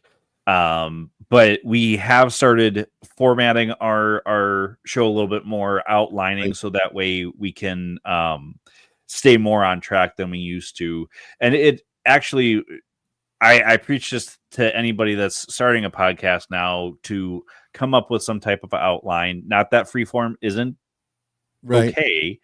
But if you're going to have any type of show like a paranormal show or even informational show, I'd say more specifically informational show, you need an outline. And we started that with Right in the Pickle Barrel, which we're not doing at the moment. But that was Erik pushing that wholeheartedly. And I will admit, at first I was hesitant about it, but I love how it was easier to do our show by doing at least a rough outline. Right. Well, it's not a bad outline what you have. I mean, you can call it whatever you want, but people, you know what? If you rebrand into something different, they see both of you like, oh, those are the ParaTruth guys. You'll always be ParaTruth. Right. Oh yeah, for sure. I mean, and that's the main thing. The Reborn is, I mean, mind you, so we took from ParaTruth Radio to when we started again on UPRN, it was roughly a year, a little over a year. So that was a year that we did nothing with the radio. We did no podcast other than Right in the Pickle Barrel, which was a based on writing. It was like a teaching podcast about how to write fiction or nonfiction, or pretty much anything. So when we came back and got on this network officially, we decided to rebrand as Reborn because we were doing things a little differently. We're going to be a little more bold. We were going to have this outline for when we have guests on. So like when we get on, we both have the same outline, and it just outlines the full show from beginning to end, has all the questions that we have, has our intro, our outro, any other information we need. That way, like so many times, if you listen to the old shows, we would rabbit trail a lot. and then we would get lost, and then we'd have to find our way back. Now, because we don't now. Like now we have a direction, we have a map back. Get back on track. So that's the difference. So yeah, that's the main thing with Reborn. And I knew like coming back in for me as well is like if we're gonna come back, I want to be a little more bold with my faith too, and how there's been so many times where I've been quiet, regarding faith at times, just like, I don't know if this is the right time to share it. Should I share it? This, that. And I think coming back is like, okay, no, this has to be, for me, something I just let go. Let's do the show. Let's do it like we used to, but just be free with it all, What we originally intended for ParaTruth in the first place. Right. Coming from two perspectives, whether we argue or even just give our own opinions and then agree to disagree. More times than not, we do agree. I think it's very rare that I will disagree with anything he's saying, just because we're both bumbling through this life that we're going through. Yeah, it's, I like that idea because Justin, you're a writer, mm-hmm. and Erik, I'm assuming you're on the writing side as well as the others. Yeah, I probably do screenwriting. So when I am free, I do screenwriting. Right. And he has done a couple short stories too. Mm-hmm. So he's actually got both sides to his writing.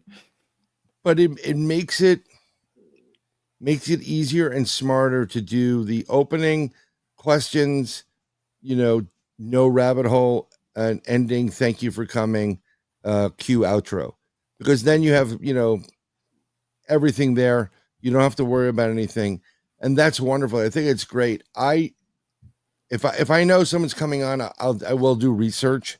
I know a lot of people, but and I do screw up with not asking certain questions that I want because I don't write it down.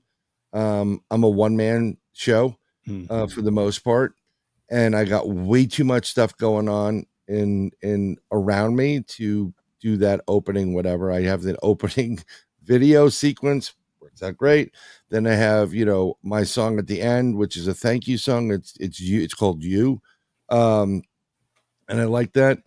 But what that affords me is a moment to have you guys back on, or either together or individually, and then I could write down, like, when they come back on, ask this question, because you write about the rabbiting. You can go down rabbit holes for hours upon hours. Right. Mm-hmm. And I mean, do you want to, like, is Justin like, dude, just let me go down this rabbit hole? Oh, we stray off of the questions quite often, but just like you're saying, being forgetful, right? I'm not getting any younger. Erik's not getting any younger, and half the time, both of us are so scatterbrained a lot of times that we end up forgetting to ask a lot of questions if we don't. So I think that's. It's not even questions. Like just today, our guest, he emailed us like 2 minutes before he was supposed to get on. Like, hey, are you guys going to send me a link for the show tonight? I've done that. And you're like, you totally forgot. Like, crap. Yeah, typically I usually do. So Erik had to be on the ball for all of us. I know I did that. I did it. You know what? Here's what happened, right? So when I first started, when I was on the Three Beards podcast, and then Craig was like, I'm not doing it anymore. And I'm like, are you sure you want to stop? You have like 900 people. You're this close. And like, I don't want to do it anymore. Because I get it. When you're the solo person, it takes a lot out of you. Okay. So I said, okay, well, then I'll take over that slot. And then it was too close to the end of like June or near June. Mm-hmm. Not many people watch, podcasts or whatever. So I couldn't start. Then I came back, and then there was it's been an S show, show for a while. I love that censor button. It works on so many levels. And so I had to start. I started in the first day. I was like, okay, I'll start at the beginning of the year. I'm like, New Year's Eve. When does it start? Wednesdays. And I'm like, I'm like, you can't, so I was like, I'm done. Yes, that's just sound effects, folks. If you get it on the United UPN network. It's only a joke. Don't censor them. That's my fault. But it's just, I really wish sometimes I did have like, sometimes it's better to do it with a partner on the show end. And you know, because at least, well, I'll ask questions and then you control the, you know, you have to go back and forth and throw things up like, how you doing? Hey, Joshua, welcome to the show. You know, I have to do all of it. Whereas I don't know, do you guys broadcast using a StreamYard or a different product? We record with StreamYard, and then our manager will send it out on our manager now. Yeah, I knew you guys when. Wow, God, right? you guys really have gone up in the world there, like manager. Does he get you gigs places? Like, I could use a manager. I mean, if we asked her, we probably could get a lot of help from her. Typically, we're running the show ourselves. It's just she pushes stuff out for us. If we have questions on something, so this she's is there for good us. friend or family or she works for the network. She works for the network. Oh, okay. Yeah. So that's right. Because okay, She was she a friend of Kat's, really good friend of Kat's, and Kat linked us up with her. When Kat she got Ward? Ward. Yes, Mhm. Ward. I love being. I love. Okay, she likes Al better than me anyhow. She had me on the show, and I started off like, was Al not available? That's she's like, Uncle, you know I love you, and I'm like, no, I know who you love. So, I always love playing with Kat because she's the sweetest, nicest person. She's very quiet and Man, I don't know that Kat. yeah, you know that Kat. Sweet and nice. What? No, in her persona. But if you talk to Kat afterwards, she's dropping F-bombs like they're coming out of style. That I mean, she needs her own centric, you know. And then I like to play with Kat's daughter, and I call her Vic. She does not like Vic. Like, how's Vic doing? Don't do that. So if I ever get to Canada, I'll probably be arrested. But no, it works out good that you're on that network. What a great way to come back to it. I listened to some of it, like the necromancy stuff was just like, whoa. That's I will admit that I was really worried about that show because of Erik's faith mostly, but also too, there's so much derogatory mindset towards the word necromancy, and they don't mean it in the fact that they're raising the dead or anything. It's just they're mediums or psychics, and they communicate with non-human entities, human entities, etc. So they call it necromancy, and I didn't realize that either until we actually talked to them. Right. I know they broke it up into two other sections too, and then some things like black magic towards the undead to do bidding for you versus it gets really, really crazy. It was just like, it's weird when you get into a subject and you kind of like, I don't really deal with it that much. You know, just it doesn't come. It's not that it's not in my wheelhouse. It's not in my wheelhouse often enough for me to really, you know, sit there and ask if it's going to be on the final or not. You know, I do. Right. And like I said before, Al knows. I mean, he's in there. He's probably going to go to bed soon because Matlock's on. But he's still going to kill me too when I go back to New York. But it's like I give you credit, Erik, for being, you know, rock solid. You know, I got Jesus with me 24/7. You know, whatever. And I just don't play with anything demonic because I do have kids at home. My daughters are both very intuitive. My youngest, she's just starting to know, like recall, like she will get the image of, I went to the hospital a couple of months ago. I wasn't feeling well. I was doing one of these workout programs. I got inspired by Erik. No, I was doing like, it's kind of like, it's isometrics and chair yoga. So basically it's isometrics, but with a little bit more to it. And I was trying to do this cobra push-up thing where you push up. And if you've had a bad back, you've done it before, but I was doing it at an awkward angle and I put a pull and I'm like, oh, here we go. Like I thought, like, because I 2 years ago in March after the Rangers blew a perfect game that they should have won, I had a massive widowmaker, so I almost died. Jeez. Yes, well, I prayed to him too. Well, I'm glad you're still with us, by the way. Oh, so am I. I think there's some people in my house that were like, damn it. But and that's a surreal story. But if you get it, if you start feeling chest pains and whatever, go call 911. It's worth the trip. Do what you got to do because it's important to address it immediately and not wait. Something very interesting on that. So I pulled it, and then I thought I was having another heart issue. So I went to the emergency room. Well, my youngest was at the local fair, and she said, I knew you went to the hospital before. I said, my daddy's going to the hospital. She said it to her friend before she even knew. She's very intuitive. Here's something really interesting about that hospital day when I had the heart attack. It was March 2nd, 2023. I get a text message from my cousin, my first cousin, that her niece, her sister's daughter had their first child. And she goes, I'm a great aunt, in the text. So we have this little family thing. It's we're cousin, whatever. And I said,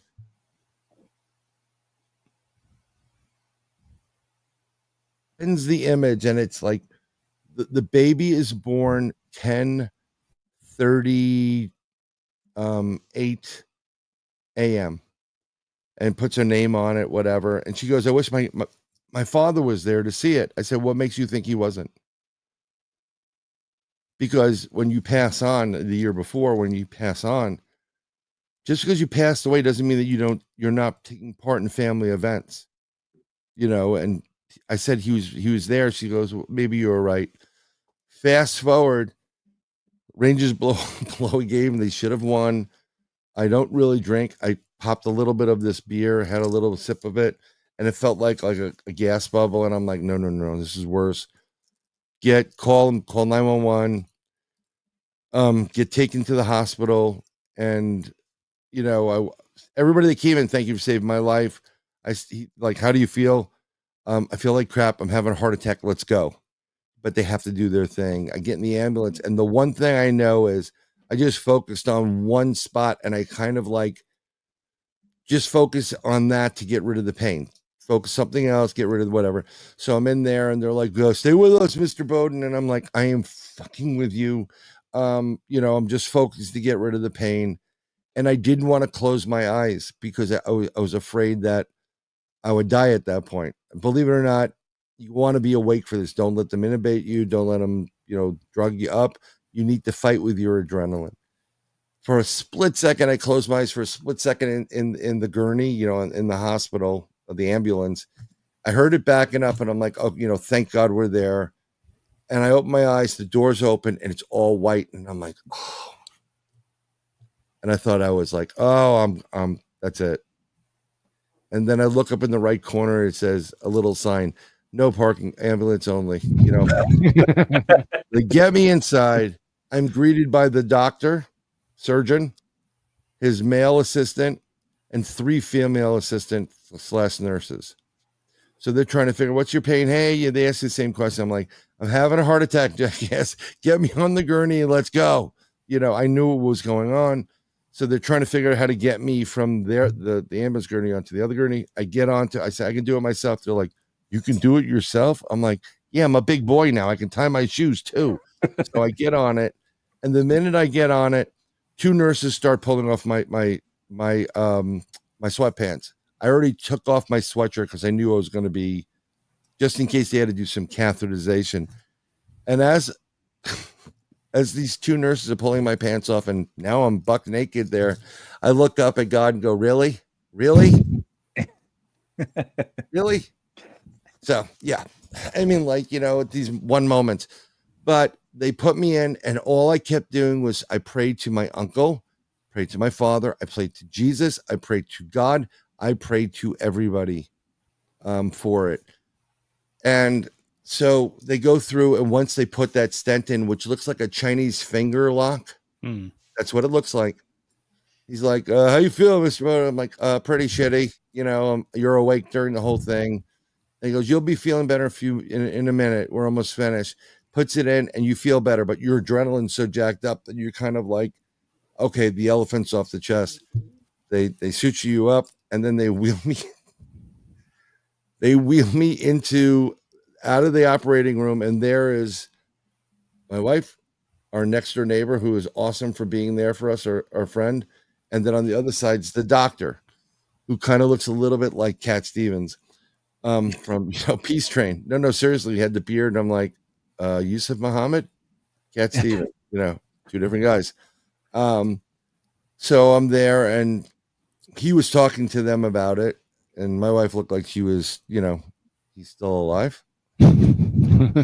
So I'm sitting there, and I'm, thank you for saving Bryan. This is the doctor that saved your life. I said, thank you for saving my life. He goes, well, I was just telling your wife that, I've seen this before. I've heard about it. I've read about it, but you're the first time I've seen it. And I said, I'm looking at him. Okay. I had a right branch problem. He goes, your right branch grew its own bypass. So my heart grows its own bypass. And without missing a beat, I go, must be those alien implants. The guy looks at me like, what is he on? And wife and friends start laughing. No. He's into the paranormal, folks. No, he's fine. Whatever.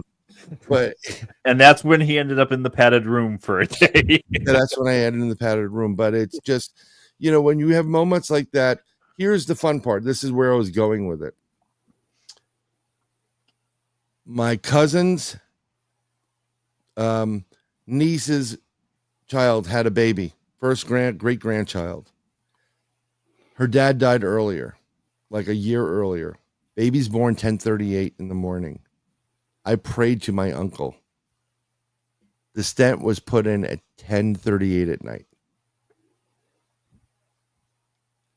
That's, that's kind of, if you think about things about, like, I don't believe in coincidences. Mm-hmm. I believe that God had other plans. And I said it. I was just in a tornado on Monday. We had a tornado down here. Jeez. I was on the phone. I was getting gas, and I had to do a Zoom interview with a card reader out of New York, trying to get her on my show. This show, because I want her to give that. She's really good at what she does. She's good. She's intuitive. She's got a gift. She reads some cards. And I saw the storm. I saw the rotation. I said, we're going to get a tornado. The guy's like, nah, we're just going to get some rain. I'm like, you better hold on to your hats. We started getting the hail. I drove out of there. I'm like, I couldn't get as close to Target as I wanted to. I should have just drove through the front store going, there's a tornado outside. Golf ball size hail, pelting. I thought my windows were going to break. Call my wife. She's at the high school picking up my oldest. Cry, oh, what do I do? I'm scared. I'm like, you're shit out of luck, honey. You're on there. She has the whole side of her car is damaged. Golf ball thing. I don't have a scratch in my car. She goes, how do you not have a scratch in your car? And without missing a beat, Eric's going to love this. I said, because God loves me. Ouch. But you know what? I wasn't even joking about that when I said it. Right.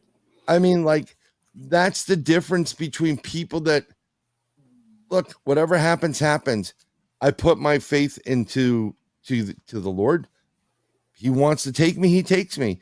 Let me tell you something. When you were talking about when you get in touch with your faith, when you guys, get in touch with, like, someone that we used to do stuff with, his name was Arizona Tramp.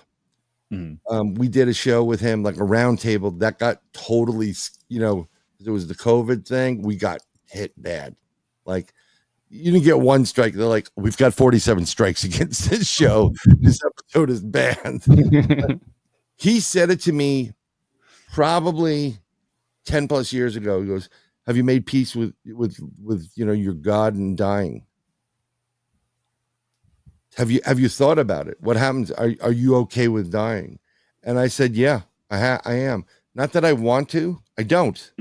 Right. I've got kids. I want to see them grow up. I want to be a big pain in the ass. I want them to get cards so I can take my shoes off and eat chips in their car and go, where are we going? Where, be annoying. And, and I wish kids on everybody so you can do it back to your children. Right. And then I wish they have babies so I can hold them and smell them and go, here, they're yours. You go take them, but I'm in touch with that. When you pass away on this planet, I believe you go to heaven. I believe you do it. Erik's going to go a little bit higher than you, Justin. You're going to be like, really? That's right, cousin. Really? That's what you get for always putting me second, Justin. Damn. Well, the egg's going to be on your face when I actually get higher and you're down over here somewhere. They're just going to keep you two together either way. Just keep it together. But I don't want to kill you with all that stuff. I just, who's coming up? Like, is there, what's the episode? Because this is running right now. So what's going to happen this, is it Sunday Sunday's the free for all, or when do you broadcast? Yeah, it goes out live Sundays at 5 p.m. Eastern. Richard Estep is on our show talking about Fox Hollow Farm. And then Erik, the guest that you had on today, Chris Carter, that'll be the following Sunday at 5 p.m. And then we will be re-airing this show the May 25th. Chris Carter, as in Chris. He wrote a number of books on life after death. His most recent one was in the case of the afterlife. That's wow. So he's experienced life after death, or he's just done a number of studies on it, a ton of research on whether or not there is life after death, and a lot of it is primarily scientifically proven, and he shares the evidence that he's found within his book. It's super fascinating. Yeah. You know what? I got to get you in touch with. I have a couple of my fraternal brothers. They do a show. It's called Brothers of the Arcana. And I'm just saying hello to Brandy right now. I'm Blondes and Booze. They're great too. They interviewed a guy who went to hell. Insane listening to what took place with this guy. And I don't know if you'd want to have him on, but this would be interesting to have that guy on. But I think you two guys meeting if it's all right if I do an introduction, I do it on Facebook. Yeah, 100%. There would be a great crossover for you because they're more esoterica, and you can come from that angle too, as well as the religious angle. And it just works out. You're gonna love some of the stuff they've done, because it's really. Dave is I can't say it without I don't want to beep it. So, he deals with demons by punching them in the. Oh, okay. Okay. We'll just leave it at that. And it begins with, it sounds like ick, but it's not. So I said, you need to make that t-shirt, like punch him in the, and Alex does more of that. He takes the Eastern philosophies, and it's just an interesting dynamic, but I think you guys it would be really cool to see you guys on there, and vice versa. Just to throw it out at you. I mean, I'm like making love connections all over the damn place. So they're really good guys. And to get Nathan from the Quantum Show on you would probably have a great time talking to him about stuff. Of course, Blondes and Booze. I have a lot of people that have podcasts here. The last time I actually was hanging out with Erik was with Justin. We were supposed to do a roundtable, and I think you were supposed to be part of it. But you were doing something for one of the networks, the cable networks, and you kind of you couldn't do it because I get it. Sometimes it doesn't look good, and you got to pull away from that to save your livelihood. And I get it. So it's like, and no one else, even Kat was like, she wasn't around. So it was Justin, Katie, and myself. And we didn't even record it video wise. I wish we did. We just did the audio round table. Yep. And there was this one moment. So I'm in my kitchen in the Bronx, not in my house down in Florida. And there's nobody behind me, this curtain behind me. It's literally a foot to the window and 7 stories down. And while we're talking, Katie's like, she's like zooming in and looking. And I keep talking and we stopped and I go, what the hell did you see? She goes, you noticed that? I'm like, I could not notice it. She goes, there was an alien that appeared out of the back of from behind you. She saw an alien come out. And it was really weird because when she was saying that, I had this in my head. That's how I operate. So I went, search for it. I go, was this the alien?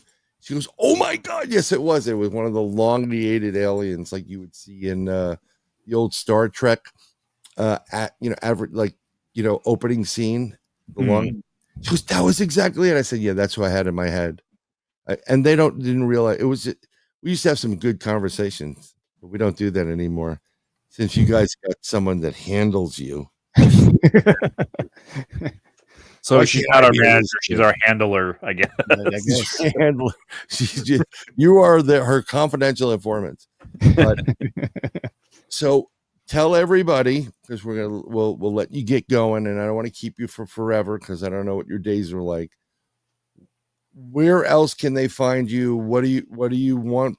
What's your last few words to leave people with? Like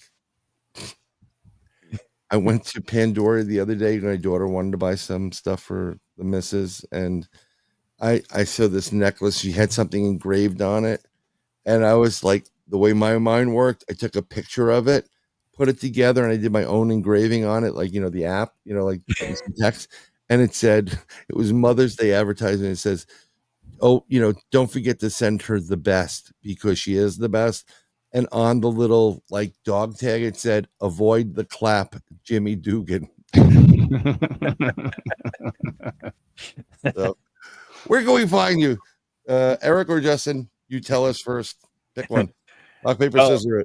You can find us pretty much everywhere. I mean, if you, as Erik always will say, if you Google ParaTruth, you'll find us. We're on a lot of socials, Spotify, any major podcast catcher, and our own YouTube channel. We air it on our Facebook channel as well. Am I forgetting anything, Erik? If you're in New Orleans, you can check us out at 107.7 FM New Orleans, and also 105.3 FM if you're anywhere around the Gulf. That's all. You said that like you had that radio voice. Yeah, Come to New Orleans. That was one of the things in our contract. We had to bring the voice down when we talk. Oh, it was in the contract. WCCC. And it's always a pleasure having you on the broadcast. I was gonna play the I caught a fleet of UFOs. I mean, we do have a minute or so. I can do it. Sure. I'll do it. I'm gonna remove this from the stop sharing the screen, and I'm gonna present that, and we'll give people the ability to see it. So I hope I don't curse in it, and I'm sorry if I do. That's what editing is for. So I don't think I curse in it though. It's very faint, but it's holy crap. There I go. Beep. That's a fleet Keenest, right there. That's a fleet of UFOs right there. I'm gonna slow it down, but there is a line of UFOs going to Canis Minor. 3, 4, 5, 6, 7, 8.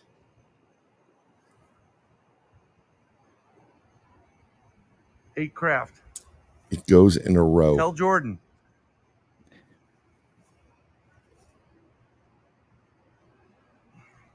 Jordan's my youngest, by the way. That? Please tell me you're seeing that.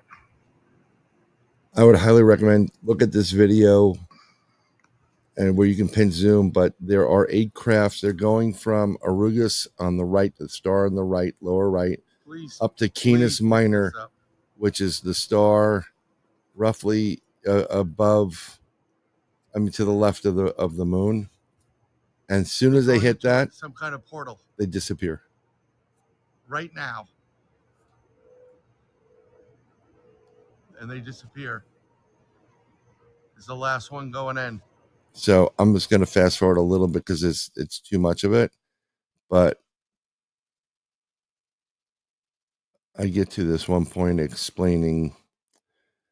So here, over a dozen, and it traveled from Arga on a 45-degree angle into Canis Minor, like that. And they disappeared once they got to Canis Minor. These are them. Boom, boom, boom. It's like they were going into a portal. 1, as I 2, stated on the 3, video. 4, 5, 6. As And of they this just- point, there have been no SpaceX launches of Starlink. They took place yesterday, which is May 1st. And there were a bunch of them going up. And I've seen Starlink go up. And this had no Starlink features to it whatsoever. Starlink is a brighter pearl. This was not bright. It was very, very faded. And they were moving in the same path. This was intense. And here I'm showing you a zoomed in look of the fleet going into Canis Minor, and then they just disappear as if they're like going into a portal. I saw nothing thereafter. So that was it for the most part. I'm going to unshare it. It's unfortunate when you're videotaping these things and you use, I'm using an iPhone 16. That film's better than the other one.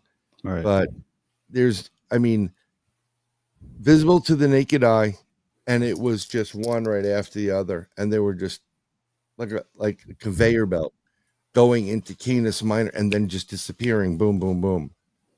Now, what's interesting is my youngest, who was scared of this stuff, last December, we go to the store before, to get some stuff, and I film a fleet of 7 UFOs going from south to north. She freaks out and she's like, "What's wrong, Dad?" And I'm like, "Film out the window." These kids are always like, these phones are in their hands. Like, your dad called, you can see my picture up there, like, pick up the phone. No, he's not calling. But so we tracked it down. It was at 7 something at night. And we're like, it disappeared immediately. Incredible. I thought it was a drone at one point. The rightmost light, so it was a dot, and then dot. So it was like if you connect the dots, it would be a triangle. The rightmost dot went from 1 dot and then went, and it spread into 2. And I was like, those aren't drones. And then 3 weeks later, before the 29th, after Christmas, she had 3 of her friends over, and that's like 4 12-year-olds. I'm like, I don't need that. So I get to sit on a patio out in the back, and I said, I'm gonna go get something to drink. I want another drink. I got up about 10 something, and coming at me was another red UFO. It looked like fire at one point because you can see it, fire visually from it. And then I videotaped the whole thing, and everybody saw it. It's just incredible down here for this type of activity. I haven't seen, with the exception of what was going over New Jersey, a couple of months back, out of this world. And it wasn't Starlink. You do the usual suspects look up. So if I get abducted again, it'll be fun. Well, I want to thank you guys for being on. I do appreciate it, the friendship and everything. I wish you much success. I hope you guys, kill it, and you get up there and you take this to a different level, and maybe we see you on like a TV series, doing like para commentary. Oh, you don't want to go in that room. You don't want to go in that room. That would be great. Well, we will end up being the live Sam and Dean somehow, one way or the other. I truly feel that. So, yeah, and you know what? It's believe it or not, it's a calling. If you're back doing it after you stopped, and now you have even more listeners, it's an invite to, this is how it starts. It's like, well, I kind of didn't want to do it, and then you get bigger on it, and then you become really, really big, and then each one of you has your own development deal. Eric's developing these religious programs. I'm going to bring back Davy and Goliath. I can see Erik fighting Goliath. That was pretty Davy. And then Justin's writing like 6 other books about obscure creatures that kill people off of an island. But thank you again for coming on. The song I wrote at the end, I just appreciate you guys. I wish we had time to do more talking and off air, so there could be cursing, and Mark Eddy didn't have to be naked. Mark is late for this, but Mark Eddy, if you need guests, Mark Eddy, he's in chat right here. As he said, get dressed to be closed off air monitor. Mark's a great guy. He has a slew of guests that you may want to talk about, whatever. But thank you everybody that's been in chat, everybody that joined in, that came in. Sorry about the whole cat thing and the Lilith comment. But truth is it what it is. I appreciate you. Next week, Stevie Strings and his buddy Chris, D'Angelo, I believe it is, and we're going to be talking about Bigfoot and the South. And Stevie's not only is he a movie maker and the Creature Man, but he is one heck of a guitar player.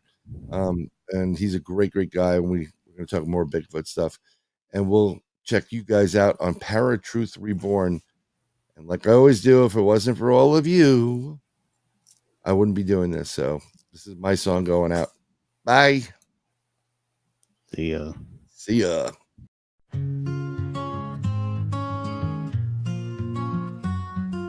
You, it's always been you. God showed me you. I have been searching decades for you.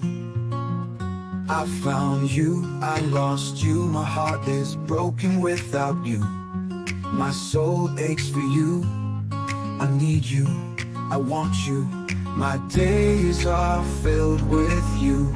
I've seen the future with you. My home is with you. I have felt the future with you. My nights are filled with you. Love is you. True love is you. My happiness is you. Every past life is with you. My dreams are filled with you. Life is meaningless without you. My future is with you. I will fight for you. I will defend you. I will give up my life for you. Whatever it takes for you. Nothing else matters but you. I love you. I love you. I love you. God showed me you. I have been searching decades for you. I found you, I lost you. My heart is broken without you. My soul aches for you. I need you, I want you. My days are filled with you. I have seen the future with you. My home is with you. I have felt the future with you. My nights are filled with you. Love is you, true love is you. Love is you, true love is you. My happiness is you. Every past life is with you. My dreams are filled with you. Life is meaningless without you. My future is with you. I will fight for you. I will defend you. I would give up my life for you. Whatever it takes for you. Nothing else I love you. Life is meaningless without you. My future is with you.